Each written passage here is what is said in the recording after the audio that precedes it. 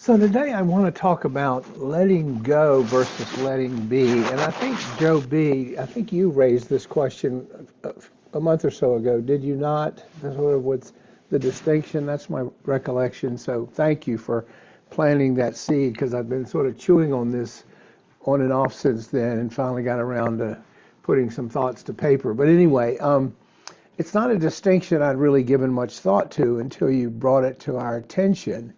And as we know here and talk about here every day or every week, this path we're on, this freedom from suffering path, involves learning to really skillfully relate to our thoughts, our emotions, our experiences, and two key concepts here that initially I wasn't aware of a real distinction are letting go versus letting be. And as I dug into it, and yes, they sound very close, there are differences here. There are nuances which really reflect, I think, complementary, distinct but complementary aspects of the Buddha's path to freedom. And as I delved into it, it became clear to me that together these two practices help cultivate the wisdom and compassion that we need to navigate the storms of life. So let's start with letting go. That's a central theme that we've talked about a lot. I don't think the Buddha actually used that word, but he certainly talked about it a lot in his own language. And it's most commonly associated, as you will recall, with this practice of non-attachment, a core element of the Buddha's path. And letting go refers to the intentional act of releasing our grasp on things that we cling to. We release the grasp on that which we're clinging to.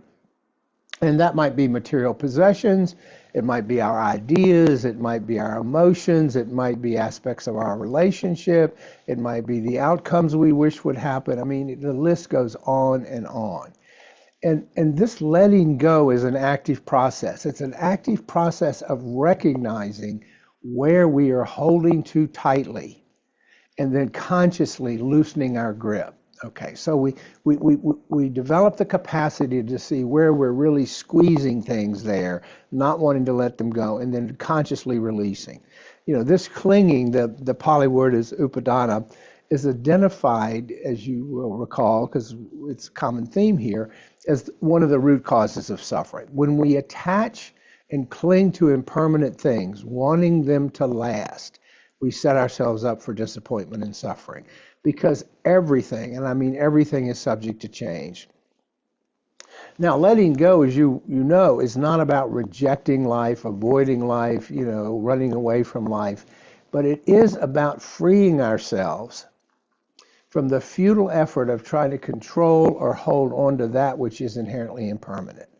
Okay, it is a futile effort. For example, if I'm holding on to a resentment after being wronged, okay, I can continue to chew on it, but letting go might involve recognizing how clinging to this anger is causing me suffering and then making a conscious effort to let it go. To use the metaphor is often drop the rope, just not continue to get entangled with my anger.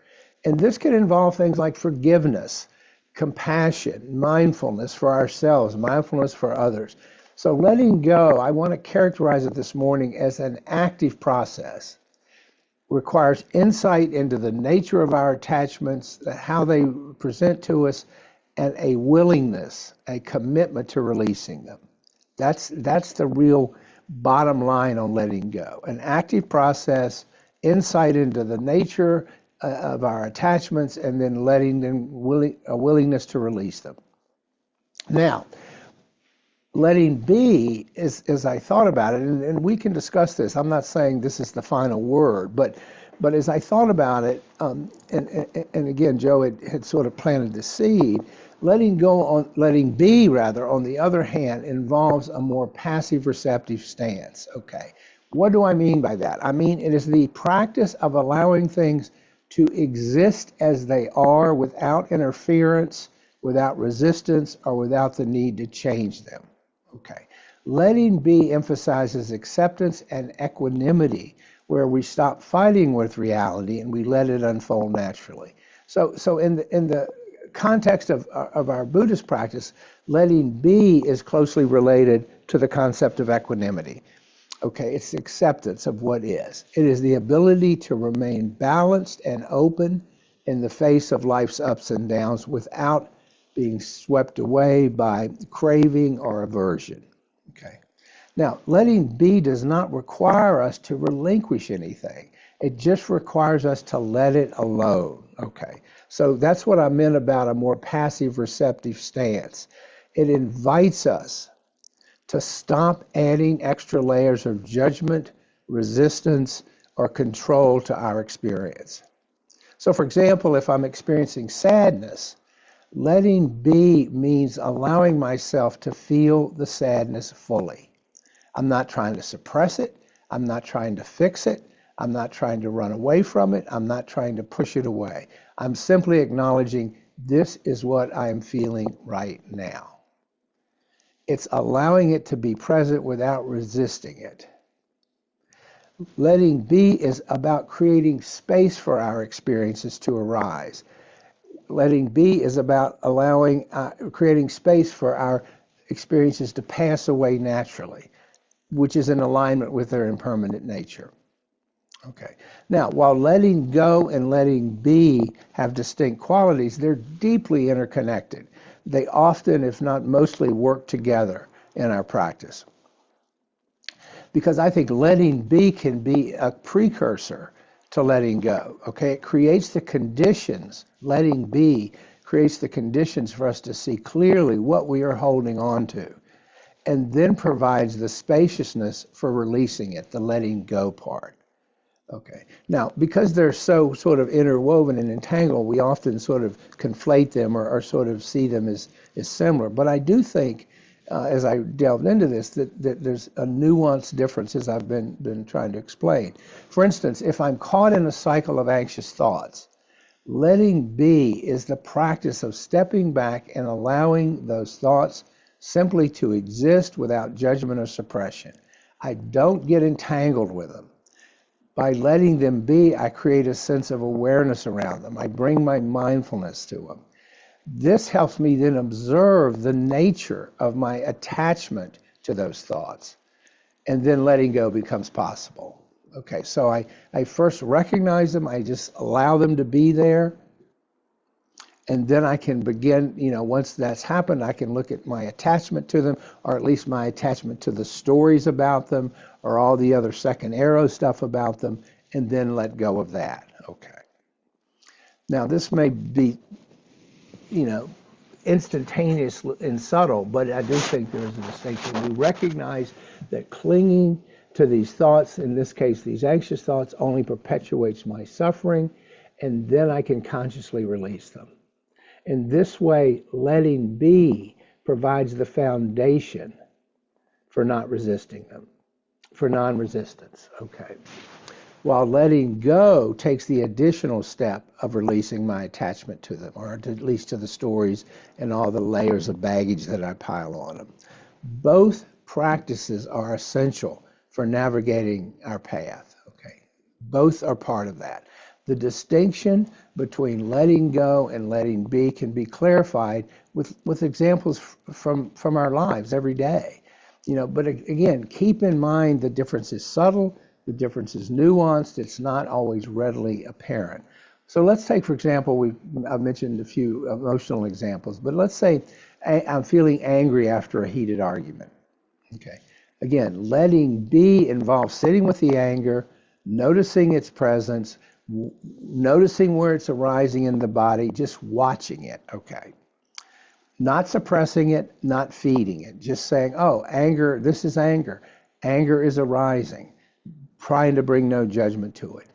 But then letting go involves releasing the storylines, the narrative that fuels that anger or keeps it going.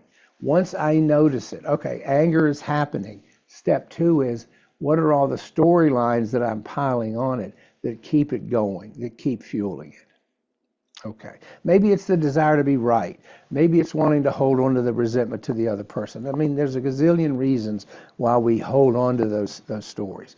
But by letting go of our attachment to the storylines, we then free ourselves from the grip of anger. Another example would be in a relationship, in a challenging relationship. Letting be might involve accepting the other person as they are without trying to change them or fix them. Okay, this is who you are. It's not up to me to change you. Letting go would mean releasing our unhealthy attachments or expectations for that person within the relationship. I mean, it is a subtle but I think important distinction. Such is the need for approval or control.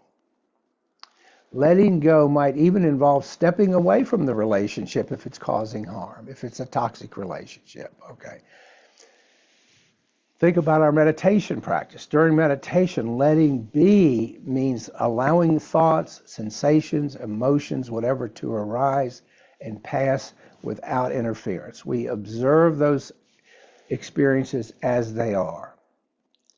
The letting go piece in this context involves releasing our identification with our stories, releasing our identification, dropping the rope on our thoughts and emotions, the stories that we build around whatever's coming up in terms of emotions, sensations, thoughts, and so forth. We recognize that these things are fleeting phenomena and that they're not intrinsic to our true nature. Okay. So if you think about it, letting go and letting be are grounded in the twin pillars, if you will, of Buddhist practice. Wisdom on the one hand, compassion on the other. Okay. Wisdom allows us to see clearly. Here's the letting be. See clearly the impermanent, unsatisfactory, and selfless nature of all phenomenon. There's wisdom.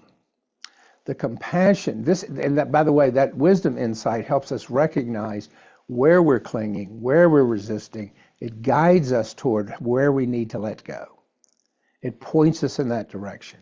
Compassion helps us do that, the letting go, with kindness and care toward ourselves and the other person or the situation.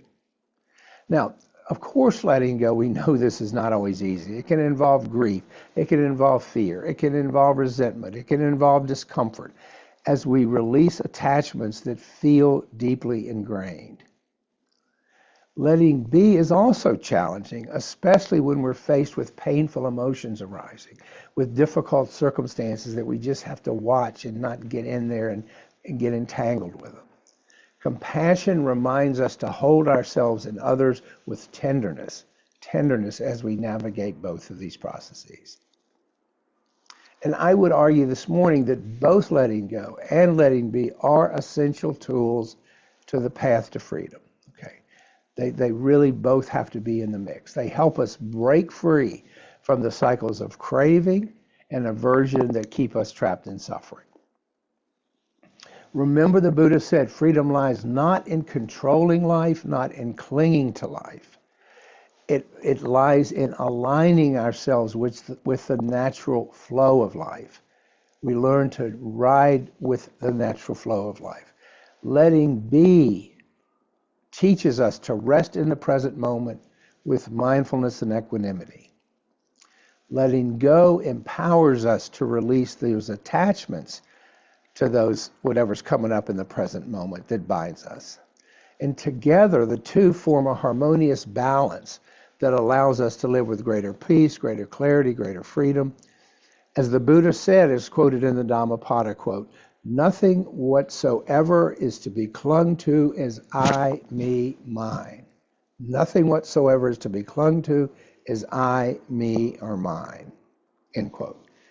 This teaching reminds us that freedom comes not from holding on, not from resisting, but from letting be and then letting go, from allowing life to unfold in its natural rhythm. By cultivating both of these practices, seeing the subtle difference in there so we can get the sequence correct, we align ourselves with the teachings of the Dharma and we open the door to the possibility of greater freedom.